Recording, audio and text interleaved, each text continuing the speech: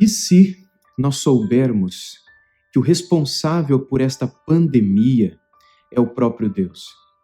Nesse tempo em que vivemos de crise internacional, não apenas crise na saúde, mas também crise na economia, crise na relação entre as nações e outras crises que têm surgido no meio das civilizações, no meio das sociedades, inclusive no meio do povo de Deus.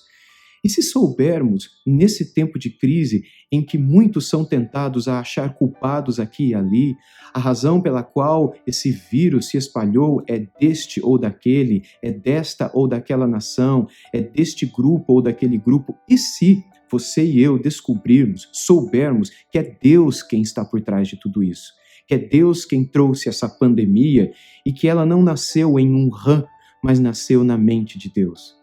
O texto que nós temos lido lá em 1 Reis 17, a partir do versículo 8, que envolve Elias e a viúva de Sarepta, hoje nos diz assim: Elias respondeu: Dê-me o seu filho.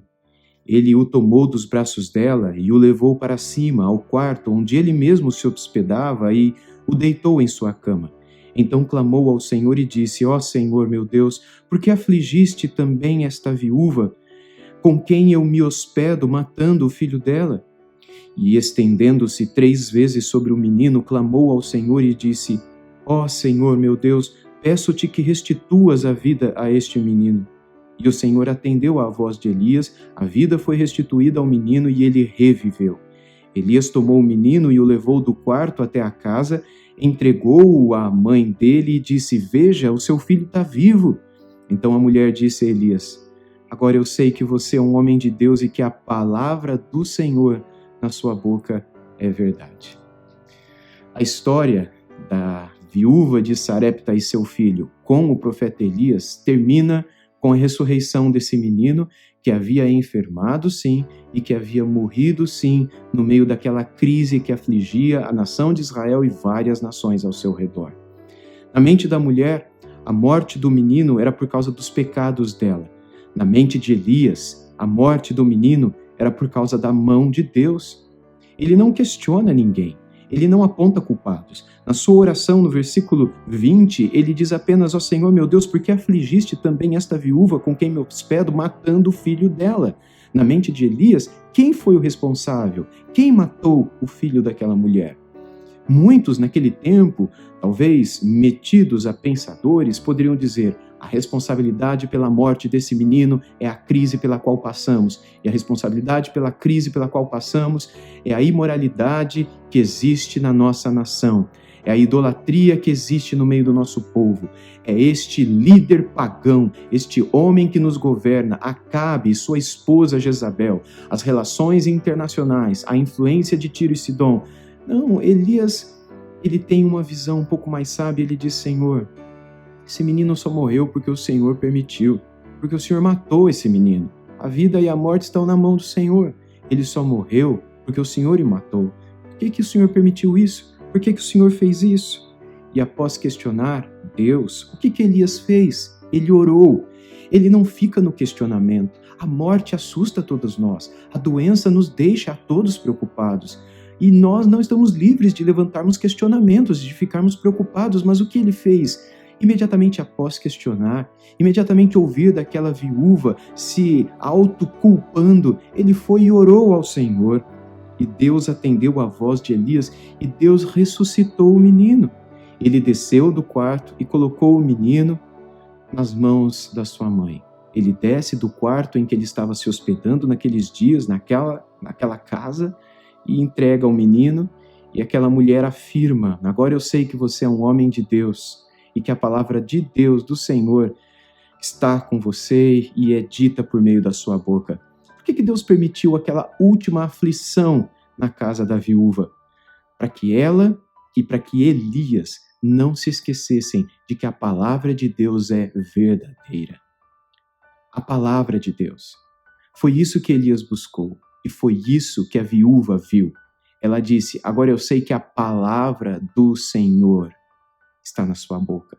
Veja, em momentos de morte, de aflição, em momentos de angústia, de fome, em que falta o pão, falta o emprego, falta a lenha, falta o azeite, falta-nos o que fazer, falta-nos para onde ir, falta a saúde.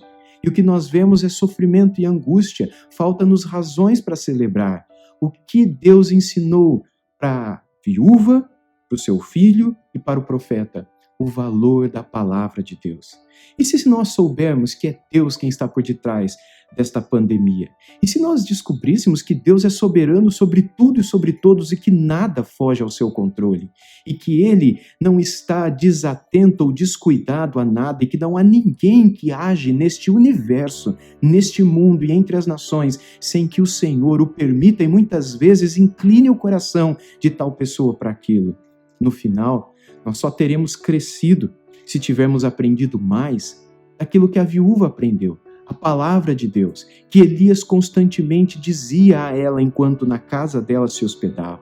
Deus permite sofrimento, sim, mas Ele só permite para que nós aprendamos mais das suas palavras, porque tempos de crise são tempos para voltarmos mais à palavra do Senhor. Deus permite crises para que nós o conheçamos melhor, e nós o conhecemos por meio da sua palavra.